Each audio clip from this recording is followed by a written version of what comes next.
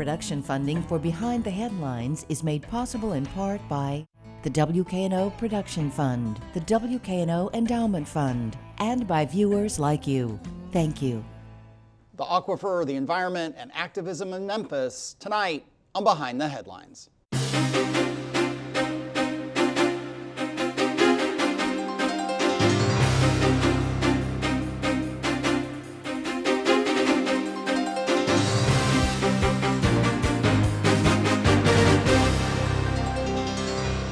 I'm Eric Barnes with the Daily Memphian. Thanks for joining us.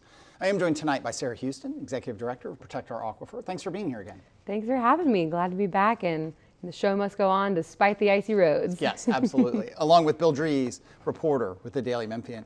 To that end, Justin Pearson, from Memphis Community Against Pollution, and also newly elected to the State House, was going to be here, but the ice, the roads, the weather, but we will get Justin on in the future and talk about some of the work he's been doing on. But we're very happy to have you here.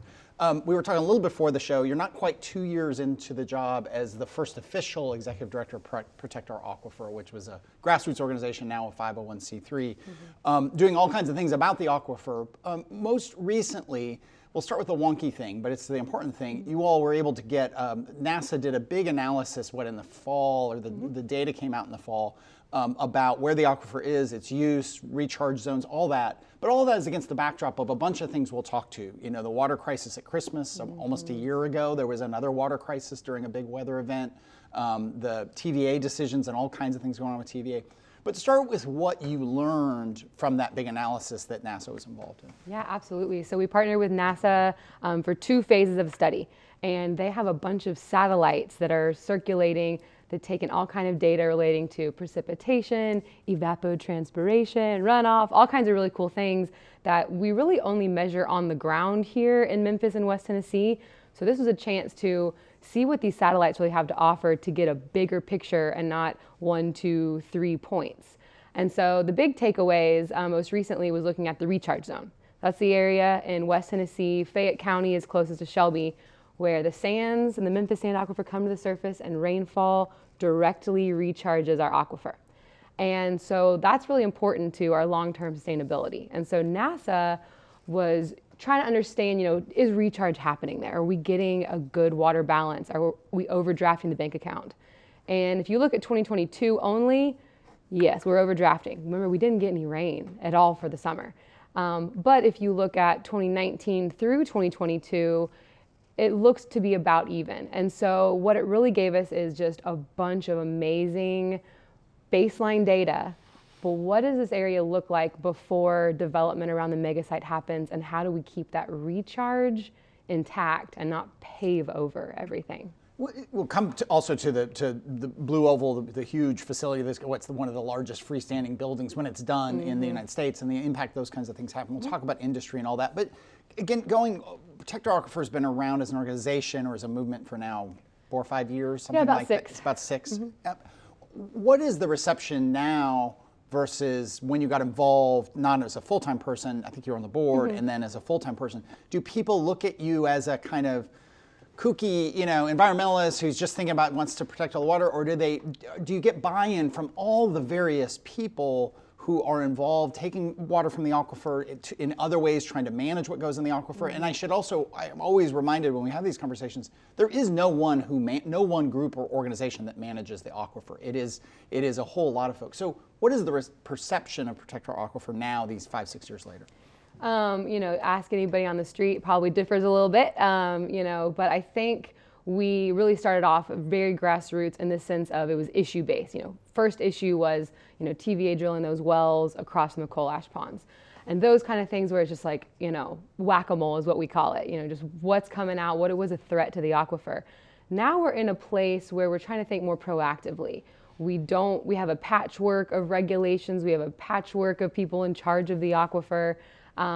What does it really mean to be a steward of the aquifer and make sure this resource, this valuable asset to this community lasts for a long time? So I think we have had a lot of buy-in from different agencies. We're working in West Tennessee in ways we haven't before. Talking to Farm Bureau is very important to us because that's going to be a big part of what happens in West Tennessee. MLGW, obviously. So, I think if you ask different people, they probably have different perceptions of us. But. Yeah, Bill. So is the goal here to eventually have some kind of regional or quasi-governmental body that does look over the water needs? And I'm not, it sounds like, oh, you just formed that. It's more difficult than that because you're crossing numerous jurisdictional lines, county lines, state lines, Right. in some case. But is that a long-term goal to have an entity in place that does that? Yeah, I think long term, absolutely. The aquifer actually touches parts of 8 states. Shelby County, we're the biggest users by far, and that's where a lot of the problems with water quality are, right here at home. And so it's kind of a triaging of needs. And so we're really focused at home still. Shelby County Health Department actually runs the groundwater management system here. As you can imagine, it's pretty small, underfunded, really not doing the whole scope of what the ordinance says. So we really want to see that beefed up and really taken on a whole new life that involves community and it involves people on the ground dealing with this pollution. But on the other side of it, since this is a multi-county, multi-state resource, there are roadmaps for what other places have done. I'm from Texas. We have the Edwards Aquifer Authority. It is a 7-county, very heavily regulated aquifer in Texas, which, I think Tennessee and Texas, we got some similarities there. So, there are roadmaps, there are frameworks out there for how to manage an aquifer of this size. It's just about, doing that research and seeing what fits best here. So short term, we're really looking at Shelby County and the counties surrounding us. But then the longer term, I think we really do need to think big and what does this mean for the region sustainably managing the system. So the mega site, Blue Oval City, the Ford plant, construction is about to begin. I think they're prepping the land out there already. How has Ford been to work with on this? Are they accepting of the critical nature of this area in terms of the recharge area? Yeah, I would say, so far so good. Definitely trust but verify is kind of where we're at right now. The mega site was a very bittersweet announcement for us because it's like the green future, but we're not prepared for this level of growth. Our natural resources aren't prepared for this level of growth. But Ford is going above and beyond regulations. They're talking about green infrastructure, pervious pavers to make sure recharge can happen. They're talking about water recycling technologies, lots of air scrubbers, clean air. So, they're going above and beyond. And so we're very pleased with the tone that they have set so far. And we've met with them multiple times. We want to continue to keep that conversation going. They're doing stream restorations, more credits than they have to do. And so that's kind of the tone that we want to see, industries here start to accept. What Ford's doing has been market driven. They're changing the way they're doing business because of the market. And consumers, people power, drive the market. And that's something that has been so effective for us in Shelby County. It's these people-driven movements. And industry, I think here, a lot of our facilities were built 50s, 60s, 70s, and old technology. And we need to really think about water reuse and water technologies in a way we haven't here before. And Ford is coming in and really leading by example. Mm-hmm. All of the data you have from NASA, all of the work that's been done in that way, do you now have everything that you need to know about what is underneath us in regards to water? I love that question. No, we do not. I think if we could wave our magic wand, I would like to have a critical aquifer recharge areas map. Actually, Washington State has a program called CARES, and they map out where these critical recharge areas are, and those are, incentivized for green infrastructure and land conservation. I wish we had that. We are just barely scratching the surface, if you will, on really what is the geology below the recharge zone. Because there is some clay, there's not clay in others. When you're up on a hill, water is going to take a while to recharge. When you're down in a valley or in a stream, water is going to get directly in the system. So we got a long way to go. And that's where University of Memphis CSER really comes into play too, because they've been studying points in the recharge zone. And so how do we start to mesh together the information we do know to get to a point where we're protecting those sensitive areas. Right, and I think the Caesar research was funded at least in part with a hike in the water rates, the light gas and water charges that was approved several years ago. Is that work complete at this point, or where is it in terms of progress? Yeah, absolutely. So 2018 is when, or the late 17 is when that water rate hike happened, and it was going through June 2023. So we are ending that 5-year study soon. There's a lot of really good information that's come out. It's all in the form of student theses and dissertations, so you gotta tease out the good stuff. But we are learning a lot about where there are vulnerabilities in the aquifer system. Now that study is really specific to Shelby County. Since it is MLGW funded, it's staying in that footprint. But we're expected to gain a lot of information, and I'm hoping to get some recommendations from Caesar of how can we move some of this forward, especially when it comes to our well field protection and making sure that our drinking water points of contact are well protected and contamination isn't getting deeper in the aquifer. One of the things that you talk about contamination in the formation, the origination of Protect Our Aquifer was around TVA when they were building the new power plant down by the old Allen coal plant. They built a new gas power plant. Many, environmentalists wanted more renewables, more solar, but in general, gas cleaner than coal, so that was good. But now there's the remediation. There's there's coal ash. There are smokestacks that are coming down. Maybe even have come down as this show airs because we're taping Thursday morning. What is your involvement with TVA, which it owns that old plant and is taking it? It's shipping. We're going to talk to Justin about this, and we will. Eventually. What is it? A couple hundred truckloads a day of coal ash dust that's going through southwest Shelby County to a landfill. What is TVA doing it right? Are they doing it terribly? Are they a partner? Where does that stand? Not a partner. I'll say that much.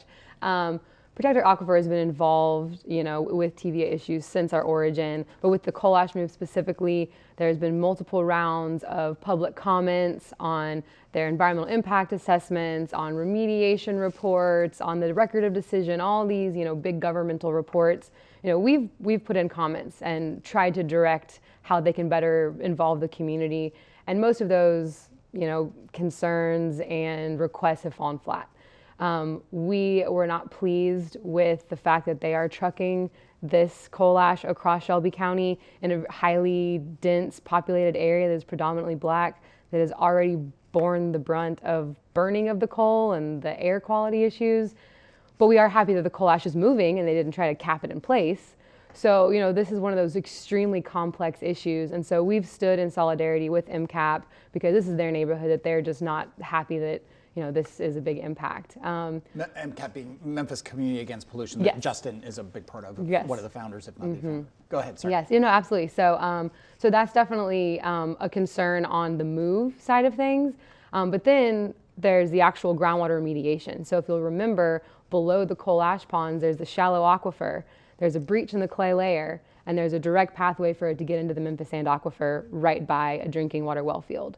And so there's arsenic 300 times the healthy level. There's lead, fluoride, just all kinds of nasty stuff in there. So TVA started a pump and treat system. So they're drilled some wells, pumping out the water, treating it, and discharging it. I think it's to be seen really the extent of the plume of how much arsenic and how deep it's really gotten, because they've only drilled monitoring wells around the perimeter of the coal ash ponds. And so we really want to make sure that they are fully characterizing how deep that contamination has traveled and ensuring that we are stopping it before it gets too deep. Staying with TVA, the new gas power plant that they formed, part of the again, back to the origination story of Protect Our Aquifer, is that TVA, which apparently was perfectly within their right, we're just going to drill some new wells into the aquifer and get the water for the water cooling of the new gas plant. And side note, all kinds of businesses over the many years have done that. There was at that time, and maybe not even now, a whole lot of regulation or limitations on businesses or individuals just drilling in their backyard or in the back of their organization. You and others convinced them to take the water from MLGW, which gets its water from the aquifer, but there was the principle was that there was more management of the water, more control, more just how much water are they using. But other people had other ideas about how they could get water not from the aquifer, even through MLGW. And you all are advocating for that, is that correct? Yes, absolutely. So currently, TVA's gas plant is fully reliant on MLGW to deliver it water. So they're pumping from the aquifer, delivering aquifer water to TVA. Originally, back in 2014-15, TVA's original plan was actually to use treated wastewater from the wastewater plants right across the street. And everybody thought that was a great idea. It's water recycling, reuse technology, perfect. But they found that that was going to be economically infeasible, and that wasn't going to be something that they wanted to spend money to do. And so the cheapest and easiest thing to do is drill wells right on your property, because one thing that needs to change here is that private wells in Memphis, there is no cost of that water. You pay your $100 annual well fee and you can pump as much as you want.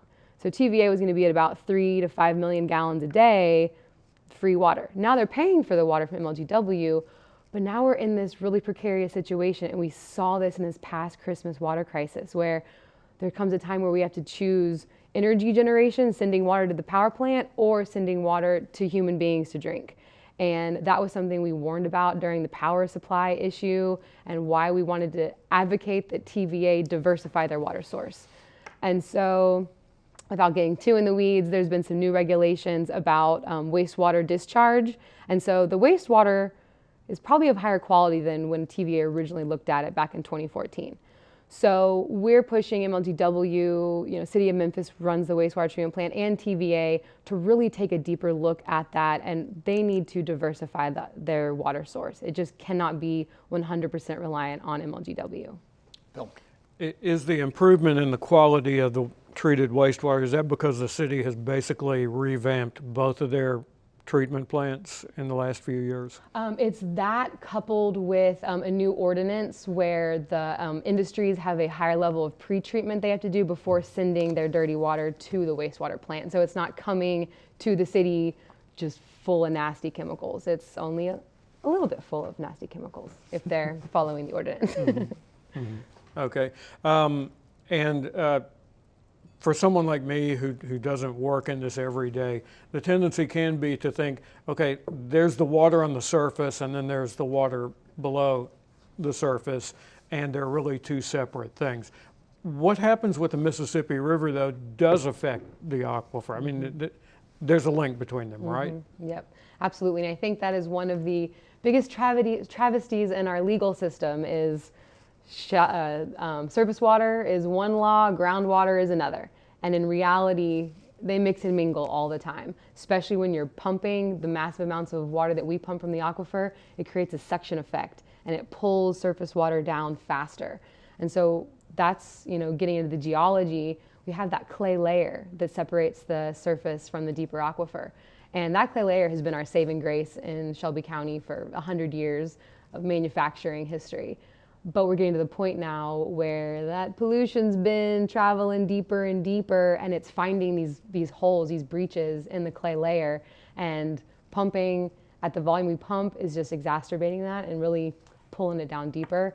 And so conservation, while we're not going to run out of water, becomes part of the conversation.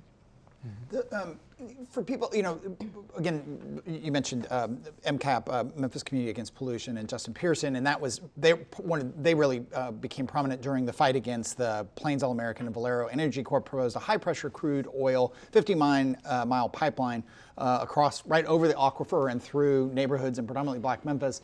That pipeline, was stopped. There's still probably lots of discussion about where that goes and what happens next. You mentioned industry, you mentioned manufacturing. There are people, I'm sure, listening saying, well, what, are we not supposed to, we're still dependent on oil, we're still dependent on gas. There's been lots of progress on solar and so on, wind, but we are a country very dependent on that today.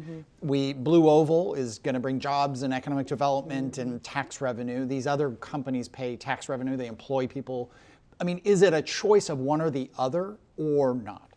I don't think it's a choice of one or the other. I don't think that there's this intensive trade-off between, having a thriving economy and great businesses and good jobs and having clean water. I think that there is a very close tie-in between the two. When I referenced Edwards Aquifer Authority in Texas, this is Texas we're talking about. Like, they've got a booming economy, and they're regulating this aquifer to ensure that their drinking water stays clean and they have enough of it.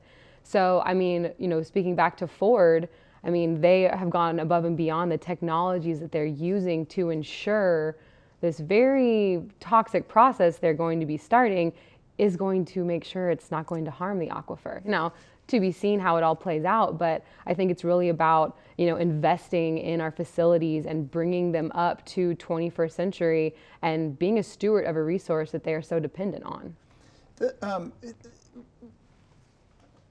I have many different places I was going to go. I mean, I was reading recently about the Colorado River, and not to go too far afield here, but it is a kind of poster child for, I am sure, at various points in time in American history, the Colorado River looked like a source of water that would never run out. That the mighty Colorado that carved the Grand Canyon, all that sort of stuff, and the fights. If people haven't followed it, the fights among the states out there who rely on that water are epic. The water has gotten incredibly expensive, and when you get to a point, a lot of the folks on one side who analyze that issue will say they're so dependent on this water they can't compromise. They can't find a way to compromise. You can't bring people to the table. Right. Is that? I mean, again, back to the reception of Protect Our Aquifer now versus 5-6 years ago.